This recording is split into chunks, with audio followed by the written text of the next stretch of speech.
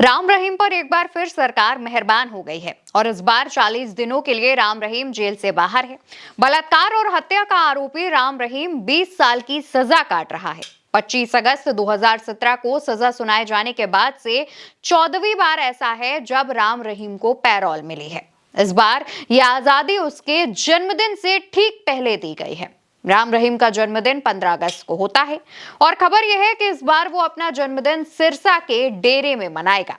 हरियाणा सरकार की मेहरबानी तो देखिए, बार बार राम रहीम जेल से बाहर आता रहा है। इसमें सबसे खास बात तो ये थी कि पैरोल मिलने के बाद राम रहीम कड़ी सुरक्षा के बीच सिरसा के लिए रवाना हुआ, जिसमें उसकी कई लग्जरी गाड़ियां शामिल थी। यानी इस काफिले में तमाम लग्जरी गाड़ियों के साथ राम रहीम अपनी पैरोल के लिए जेल से रवाना हुआ है।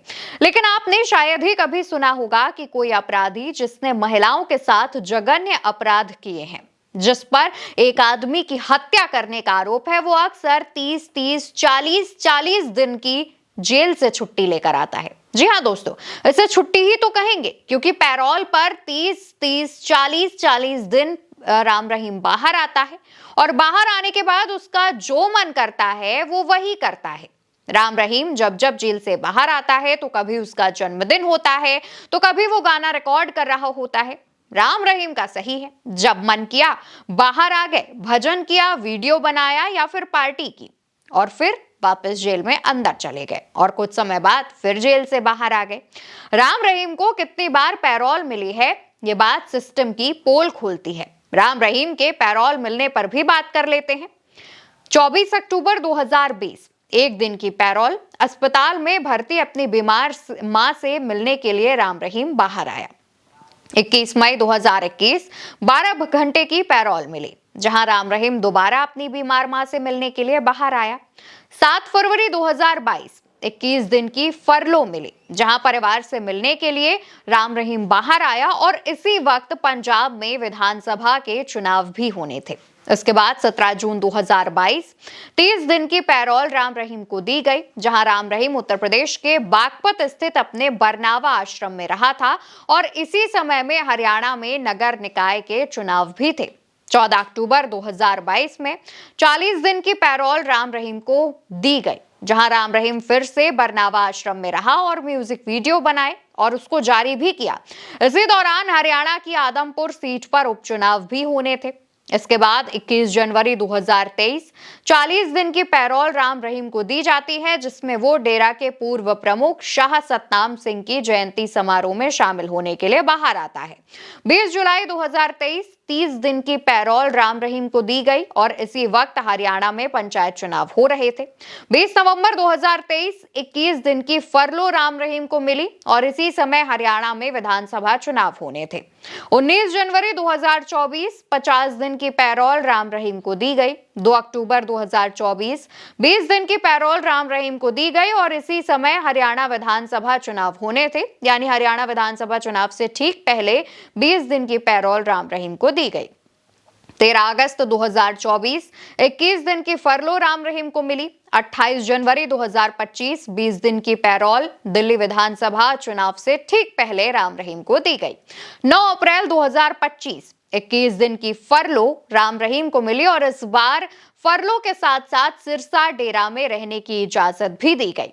और अब यानी 5 अगस्त 2025, 40 दिन की पैरोल राम रहीम को दी गई है और इस बार मौका है उसके खुद के जन्मदिन का। तो दोस्तों, अक्टूबर 2020 से अब तक राम रहीम को लगातार पैरोल और फरलो मिलती रही है। अगर आप इनको जोड़ लें तो अब तक 8 साल की सजा में कुल 336 दिन राम रहीम पैरोल और फरलो पर ही जेल से बाहर रहा है, यानी करीब करीब साल भर। यानी राम रहीम सजा नहीं काट रहा बल्कि आराम की जिंदगी जी रहा है। राम रहीम को लगातार मिल रहे पैरोल और फरलो ये बताती हैं कि इस देश में कानून अमीरों के लिए अलग है और गरीबों के लिए अलग है, क्योंकि एक तरफ देश में लाखों कैदी छोटी मोटी जमानतों के लिए बरसों तक जेल में सड़ते रहते हैं, तो वहीं दूसरी तरफ बलात्कार और हत्या का दोषी बार बार जेल से बाहर आकर सत्संग करता है, म्यूजिक वीडियोस बनाता है और उसे जारी भी कर देता है, अपने भक्तों को आशीर्वाद भी देता है और अपने भक्तों से मुलाकात भी करता है। दोस्तों, हमारे देश में आम लोगों के लिए जेल सजा होती है। उसकी जो जेल की जिंदगी अगर सोचिए तो डर और तकलीफों से भरी नजर आती है। लेकिन राम रहीम जैसे रसूखदार वाले इंसानों के लिए जेल वीवीआईपी ट्रीटमेंट जैसा होता है, जहां पर उन्हें कई दिनों में ब्रेक मिलते रहते हैं, जिसमें वो बाहर आकर अपनी नाटक नौटंकी करते हैं और वापस चले जाते हैं। इन सब के बीच सोचने वाली बात तो यह भी थी कि राम रहीम को जब जब पैरोल और फरलो दी गई, अक्सर तभी तब क्यों मिली जब किसी राज्य में चुनाव होने होते हैं। और इस बार जब पैरोल राम रहीम को दी गई है, तब भी बिहार में चुनाव ही होने हैं।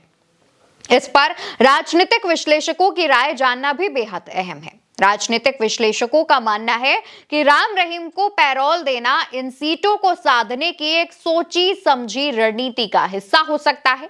यानी कि चुनावों के दौरान राम रहीम को अगर पैरोल दी जाती है तो इससे किसी ना किसी को फायदा जरूर मिल रहा है, और इसी वजह से इतनी आसानी से राम रहीम 20, 30 या 40 दिनों के लिए बाहर आ जाता है और उसका जो मन करता है वो करता है। दोस्तों, 2 साध्वियों के यौन शोषण के केस में 25 अगस्त 2017 को राम रहीम को 20 साल की कैद सुनाई गई थी। इसके बाद 17 जनवरी 2019 को पत्रकार रामचंद्र छत्रपति हत्याकांड में भी उसे उम्र कैद की सजा हुई। इसके बाद अक्टूबर 2021 में सीबीआई कोर्ट ने डेरा मैनेजर रणजीत सिंह की हत्या के मामले में गुरमीत राम रहीम को उम्र कैद की सजा तक सुनाई। हालांकि डेरा मैनेजर की हत्या में सजा मिलने के 3 साल बाद राम रहीम को कोर्ट ने बरी कर दिया। लेकिन इन तमाम सजाओं के बाद लोगों को यह लगने लगा कि देर से ही सही, लेकिन राम रहीम को सजा हुई, यानी लोगों को न्याय मिला। लेकिन असली खेल तब समझ आया, या असली खेल तब शुरू हुआ जब पैरोल और फरलो का खेल जनता के समझ में आया। पंजाब हाईकोर्ट ने दोस्तों एक बार इस पर कई सवाल भी उठाए थे। 2023 का साल था। कोर्ट ने हरियाणा सरकार से सवाल किया था कि क्या राम रहीम को दी जाने वाली पैरोल की सुविधा जो है वो बाकी कैदियों को भी मिलती है। जवाब में हरियाणा के तत्कालीन मुख्यमंत्री मनोहर खट्टर ने कहा था कि इनका आचरण अच्छा था और अच्छे आचरण वाले हर कैदी को पैरोल का हक है। लेकिन क्या वाकई सभी कैदियों को इतनी आसानी से और इतनी बार इतने दिनों के लिए पैरोल मिलती है? जवाब आप सब जानते हैं, उसके बारे में बहुत ज्यादा बताने की जरूरत नहीं है। खैर, अब राम रहीम को इस बार भी 40 दिनों की पैरोल मिल गई है और इससे पहले राम रहीम को कई बार फरलो भी दी जा चुकी है। अब अगर पैरोल और फरलो का जिक्र हो ही रहा है तो ये भी समझ लेते हैं कि आखिर इन दोनों में अंतर क्या होता है। दोस्तों, पैरोल जब किसी कैदी को दी जाती है तब वो कोई सिचुएशन जो होती है वो काफी आपातकालीन सिचुएशन मानी जाती है। जैसे मान लीजिए कि परिवार में किसी की मृत्यु हो गई है या फिर अचानक से परिवार का कोई सदस्य गंभीर बीमारी से पीड़ित हो गया हो। इसके बाद पैरोल से जेल से बाहर कैदी को निकलने दिया जाता है और इसको पैरोल कहा जाता है। अब पैरोल में जेल से बाहर बताया गया जो टाइम होता है वो कैदी की सजा में गिना नहीं जाता। यानी कि अगर आपको 1 साल की सजा हुई है और उसमें आप 1 महीने जेल से बाहर रहे हैं तो 1 साल की सजा में आपका वो 1 महीना गिना नहीं जाएगा, आपको 1 महीना एक्स्ट्रा वहां पर जेल में बिताना पड़ेगा। अब ऐसा होता है। फरलो की अगर हम बात करें तो फरलो उन कैदियों को दी जाती है जो आमतौर पर लंबी सजा काट रहे होते हैं।